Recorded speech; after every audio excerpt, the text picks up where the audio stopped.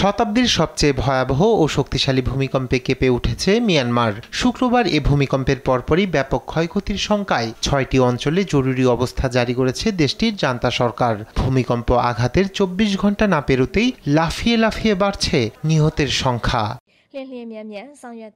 এরই মধ্যে শঙ্কার কথা জানিয়েছে United states geological survey USGS।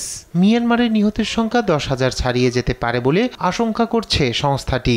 USGS বলছে শুধু নিহতের সংখ্যাই নয়, ব্যাপক হারে বাড়তে পারে ক্ষয়ক্ষতির পরিমাণও। এছাড়া দেশটির আর্থিক, পরিবেশগত ও সার্বিক ক্ষয়ক্ষতির পরিমাণ ছাড়িয়ে যেতে পারে $১,০০০ কোটি। তবে প্রশ্ন হলো, ভূমিকম্পের ফলে নিহত এবং ক্ষয়ক্ষতির পরিমাণ এত বেশি কেন? US জিওলজিক্যাল সার্ভিস বলছে কম্পনের তীব্রতা ও ক্ষতিগ্রস্ত এলাকার জনসংখ্যা বিবেচনা করে প্রাণহানি এবং ক্ষয়ক্ষতির বিষয়ে শঙ্কা প্রকাশ করেছে তারা। কম্পনের তীব্রতা ও আঘাত হানা এলাকার জনবসতি হতাহতের অন্যতম কারণ মনে করছে সংস্থাটি।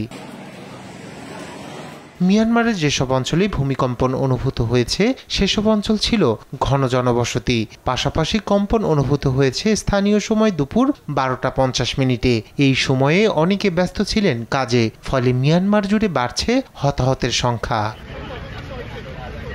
বিশেষজ্ঞদের মতে কম্পনের মাত্রার সঙ্গে মাটির নিচে কোথায় কম্পনটি হলো সেই জায়গাটাও গুরুত্বপূর্ণ বিষয়। বেশি গভীরে কম্পন উৎপন্ন হলে স্থলভাগে এর প্রভাব কম পড়ে। মিয়ানমারের ভূমিকম্পের উৎপত্তিস্থল ছিল ভূপৃষ্ঠের ১০ কিলোমিটার গভীরে, অর্থাৎ এটিও ক্ষয়ক্ষতি বৃদ্ধির অন্যতম কারণ।